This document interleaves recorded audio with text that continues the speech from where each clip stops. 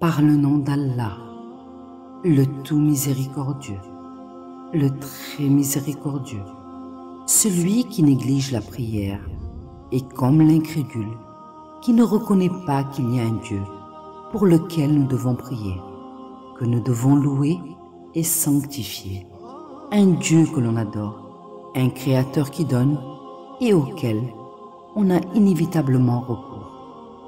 Il est comme celui qui nie et qui ne voit pas que l'univers a quelqu'un qui l'a voulu et qui l'a formé, qui l'a géré et maintenu. Si l'égarement de cet homme-là est basé sur l'illusion fausse que la nature se passe d'une volonté qui lui est extérieure ou d'une force au-dessus d'elle, son argument est démenti par toute chose qui atteint la nature d'en dehors d'elle et par tout phénomène qui la vise ou qui contredit ce qui est habituel. Il est démenti par les différences entre les créatures libres et les autres dirigées, entre les créatures responsables et les autres commandées, comme cela a lieu entre l'homme et le reste des créatures.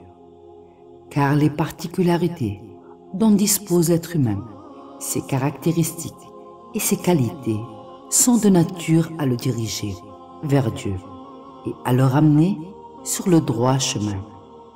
Il y a en effet dans la formation de l'homme et dans ses profondeurs, dans ses secrets et ses horizons, suffisamment de témoignages, de preuves et de signes.